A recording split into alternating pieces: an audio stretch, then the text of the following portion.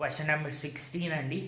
Cos -780 value ఎంత? So కాస్లో కానీ సైన్లో కానీ ఏదైనా డిగ్రీస్లో లోపల వాల్యూ ఇచ్చినప్పుడు ఆ వాల్యూ ఆల్వేస్ 0 to 360 మధ్యలో ఉండేలాగే చూసుకోవాలి. 0 కంటే తక్కువ ఉంటే కనుక 360 యాడ్ చేసుకుంటూ వెళ్తాను, so that final value 0 to 360 వచ్చేలాగా. 360 కంటే ఎక్కువ ఉంటే 360 సబ్ట్రాక్ట్ చేసుకుంటూ వెళ్తాను, సో దట్ ఫైనల్ వాల్యూ మళ్ళీ 0 to 360 మధ్యలోనే వచ్చేటట్టు. ఇక్కడ నెగటివ్ వాల్యూ ఉంది అంటే 0 కంటే తక్కువ ఉంది. 0 కంటే తక్కువ ఉంది కాబట్టి నేను 360 యాడ్ చేసుకుంటూ వెళ్తాను. ఎన్ని 360 యాడ్ చేయాలి అంటే ఇక్కడికి వచ్చేసరికి నాకు 360 into 2 చేస్తే 720, దీనికి 720 యాడ్ చేసినా ఇంకా -60 ఉంటుంది. నాకు మైనస్లో వద్దు, నాకు ఎప్పుడు లోపల ఎంత ఉండాలి కంప్లీట్గా ఫైనల్ వాల్యూ అంటే 0 నుంచి 360 మధ్యలోనే ఉండాలి. సో అందుకే 360 into 2 కాకుండా డైరెక్ట్లీ 360 into 3 యాడ్ చేశాను. 360 into 3 యాడ్ చేస్తే 1080. 1080లో 780 పోతే మిగిలేది 300. సో ఈ ఫైనల్ వాల్యూ నాకు 0 నుంచి 360 మధ్యలో వచ్చింది. సో వచ్చింది కాబట్టి నేను డైరెక్ట్లీ ఇప్పుడు ఈ వాల్యూ నాకు తెలిసి ఉండాలి, టేబుల్ తెలిస్తే. తెలియకపోతే కనుక కింద టేబుల్ రాశాను, ఎట్లా కనుక్కోవాలి అనేది ఇది కూడా ఎక్స్ప్లెయిన్ చేస్తాను. సో ఆల్వేస్ ఏం వాల్యూ ఇచ్చినా కూడా దానికి 360 డిగ్రీస్ యాడ్ చేసి కానీ 360 డిగ్రీస్ సబ్ట్రాక్ట్ చేసి కానీ మల్టిపుల్స్ ఆఫ్ 360s. సో ఒకసారి 360 యాడ్ చేయాలి, ఒకసారి సబ్ట్రాక్ట్ చేయాలి కాదు. నాకు ఈ వాల్యూ ఫైనలీ 0 నుంచి 360 మధ్యలోకి ఇట్లా కన్వర్ట్ అయ్యేదాకా ఎన్ని 360లు కావాల్సి వస్తే అన్ని 360లు మీరు యాడ్ చేసుకోవచ్చు, సబ్ట్రాక్ట్ చేసుకోవచ్చు. దానివల్ల వాల్యూ ఏమీ చేంజ్ అవ్వదు. సో కాస్ -780 అన్నా కాస్ 300 అన్నా ఒక్కటే. సో కాస్ 300 వాల్యూ తెలుసా? తెలియకపోతే ఇక్కడ చూడండి, ఫస్ట్ టేబుల్ తెలుసు కదా, θ = 0 degrees 30 45 60 90 ఇక్కడ దాకా ఖచ్చితంగా అందరికీ తెలిసే ఉంటుంది. And cos θ values cos 0 1, cos 30 √3/2, cos 45 1/√2, cos 60 1/2 and cos 90 value 0. దీని తర్వాత ఆల్వేస్ కాస్ θ వాల్యూస్ +1 నుంచి -1 దాకా ఉంటాయి. మ్యాక్సిమం +1 ఉంటుంది, 1 కంటే ఎక్కువ ఉండే ఛాన్స్ లేదు. మినిమం -1 ఉంటుంది, -1 కంటే తక్కువ ఉండే ఛాన్స్ లేదు. అండ్ ప్రతిసారి కాస్ θ వాల్యూ 1 నుంచి -1 దాకా వెళ్తుంది, మళ్ళీ -1 నుంచి +1 దాకా వస్తుంది.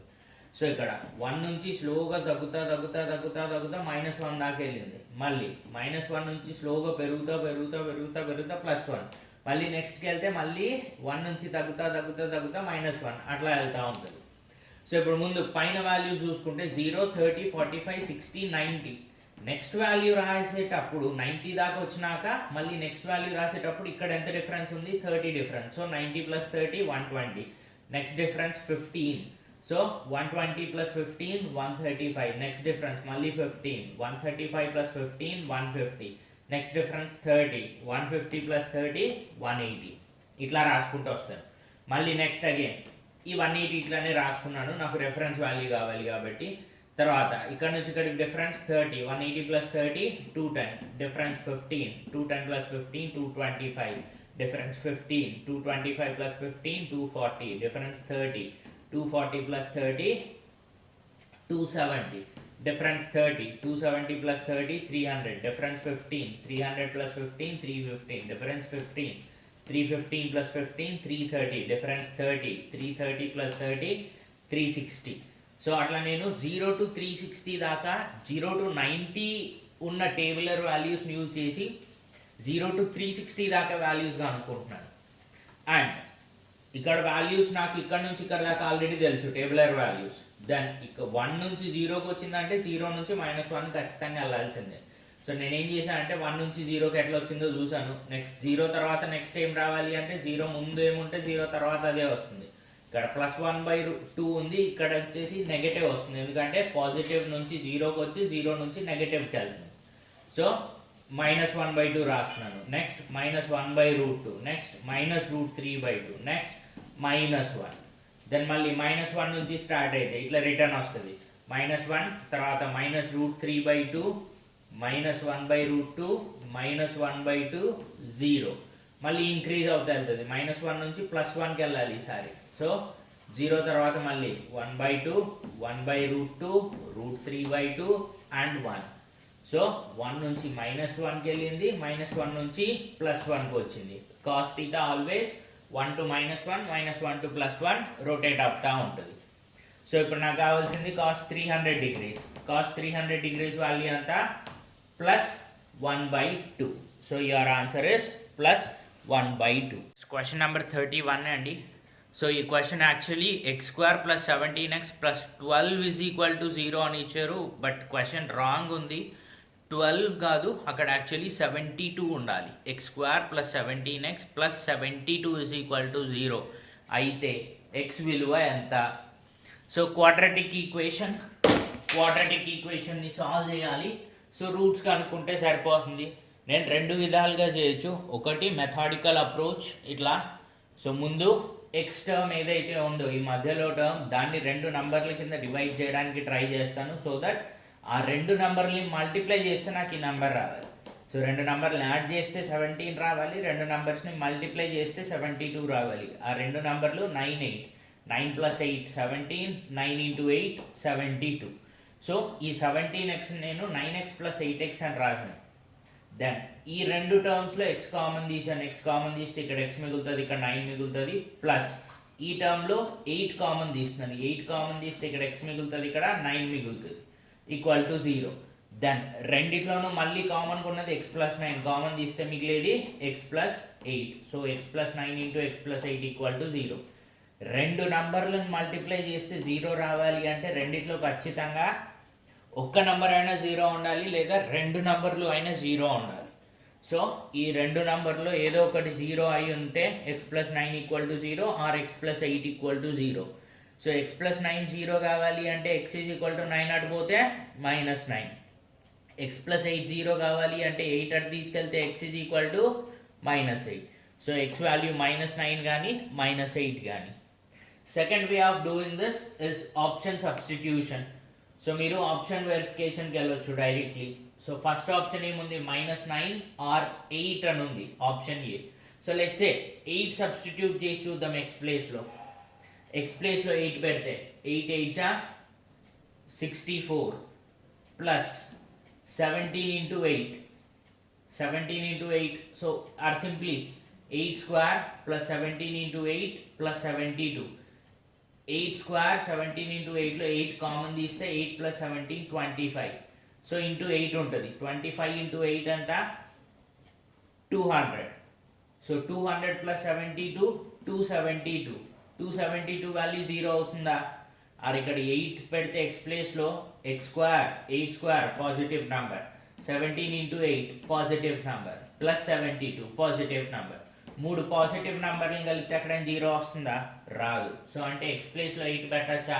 పెట్టకూడదు. సో అందుకనే ఆప్షన్ వెరిఫికేషన్ కూడా వెళ్ళొచ్చు మీరు. ఆప్షన్ వెరిఫికేషన్ వెళ్ళినప్పుడు ఈ మొత్తం వాల్యూ x వాల్యూ పెడితే ఇందులో ఇది 0 అయిపోవాలి.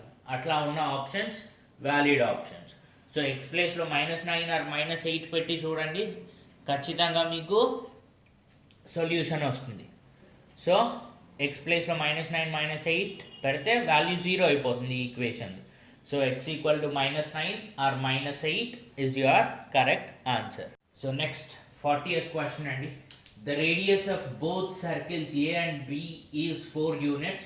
If point P lies on circle A and point Q lies on circle B and both circles touch each other exactly at one point, then what will be the maximum length of PQ?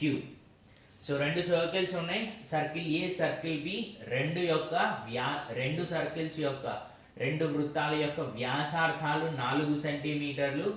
P అనే point circle a పైన ఉంది, queue అనే point circle B పైన ఉంది. And ఈ 2 వృత్తాలు exactly ఒకటే ఒక పాయింట్ దగ్గర ఒకదాన్నొకటి కలవాలి. సో 2 వృత్తాలు ఎన్ని పాయింట్ల దగ్గర ఖండించుకుంటాయి ఒకదాన్నొకటి అంటే ఓన్లీ ఒక పాయింట్ దగ్గర ఖండించుకుంటాయి. సో అట్లాంటి 2 వృత్తాలు ఉంటే ఒక్కో వృత్తం పైన P అనే పాయింట్, ఒక వృత్తం పైన Q అనే పాయింట్ ఉంటే P అండ్ Q మధ్యలో అతి ఎక్కువ దూరం ఎంత అంటున్నాడు.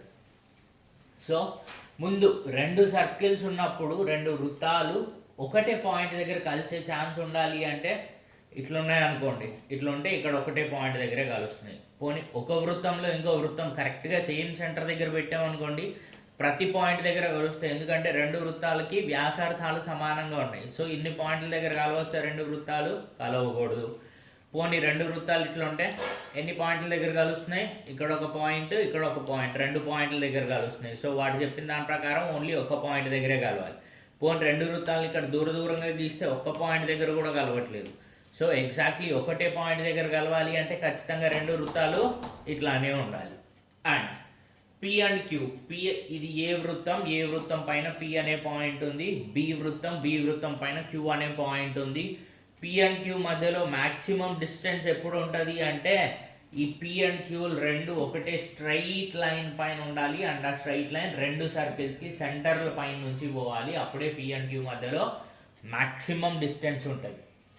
P and Q minimum distance ఎప్పుడు ఉంటుంది? ఈ సర్కిల్ పైన ఇక్కడ పి అనుకుంటాను, ఈ సర్కిల్ పైన ఇక్కడ క్యూ అనుకుంటాను, రెండు ఒకటే దగ్గరే టచ్ అవుతాయి. సో పి అండ్ క్యూ దగ్గర అప్పుడు పికి క్యూకి అసలు దూరమే ఉండదు, ఎందుకంటే రెండు టచ్ అవుతుంటాయి. సో పి అండ్ క్యూ మధ్య మినిమం దూరం 0 అయిపోతుంది. ఇప్పుడు మ్యాక్సిమం డిస్టెన్స్ కావాలి నాకు పి అండ్ క్యూకి. సో మ్యాక్సిమం డిస్టెన్స్ ఎంత ఉంటుంది అంటే దీని వ్యాసార్థం 4 సెంటీమీటర్లు, అంటే వ్యాసం 8 సెంటీమీటర్లు.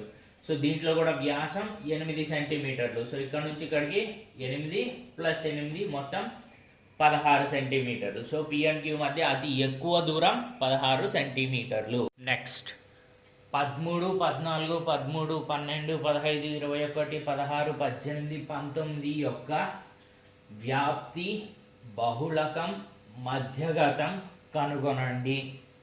సో ఇందులో రేంజ్ ఆర్ వ్యాప్తి అంటే ఏం లేదు, ఇచ్చిన నంబర్స్లో హయ్యెస్ట్ నంబర్ తీసుకుంటారు మైనస్ లీస్ట్ నంబర్.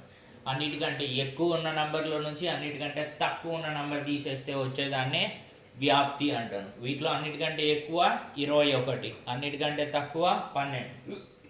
సో 21లో 12 పోతే 9. సో వ్యాప్తి 9. నెక్స్ట్ బహుళకం లేదా మోడ్.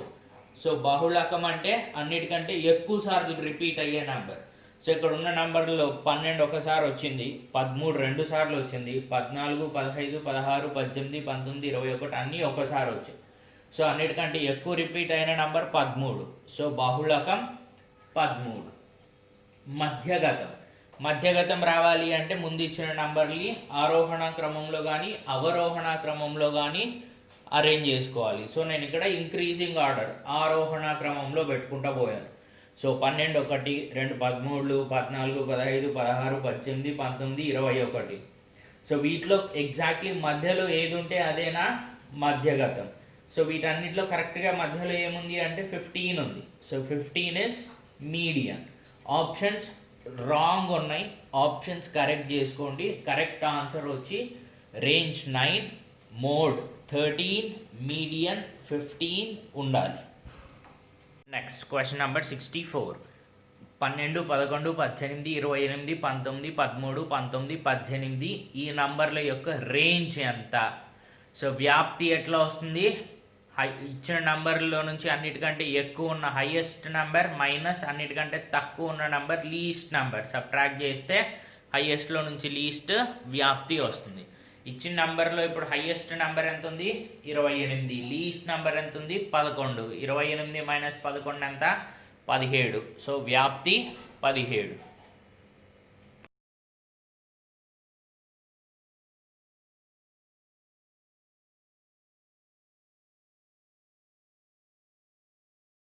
ఒక త్రిభుజం ఇచ్చారండి. త్రిభుజంలో బయట యాంగిల్స్ ఇచ్చారు.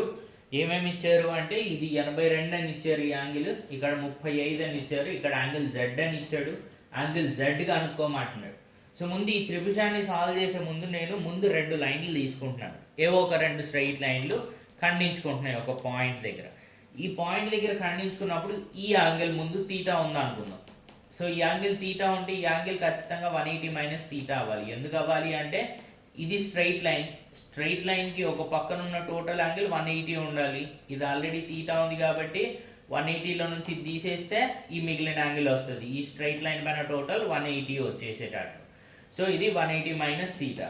మళ్ళీ ఈ స్ట్రైట్ లైన్ తీసుకుందాం.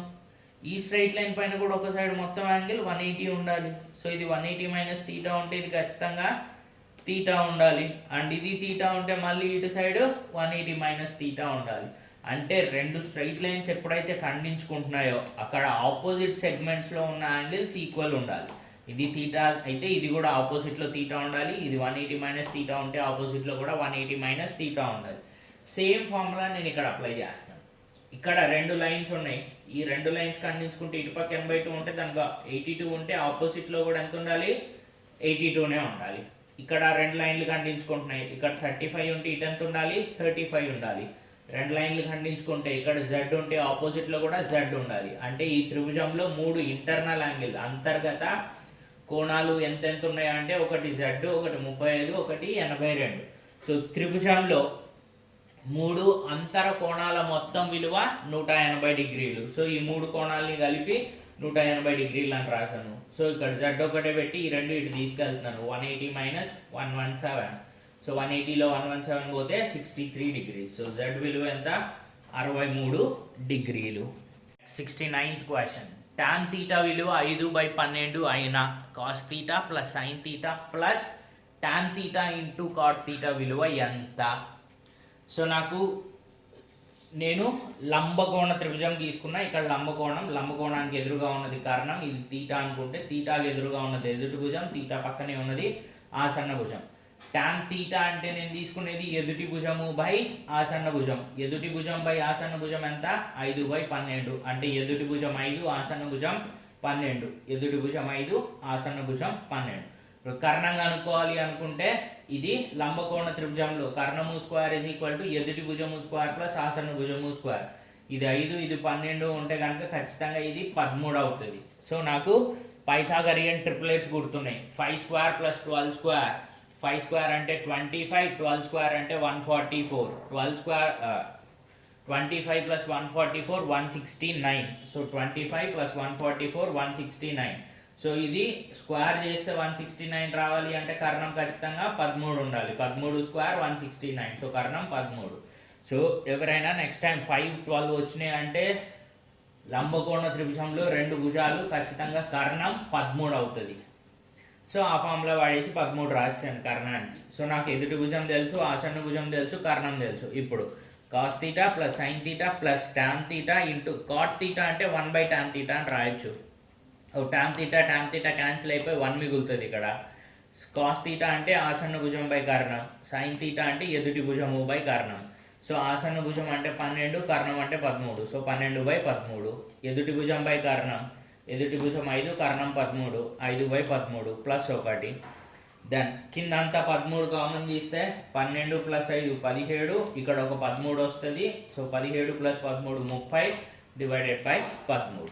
So cos theta plus sine theta plus tan theta into cot theta విలువ 30/13.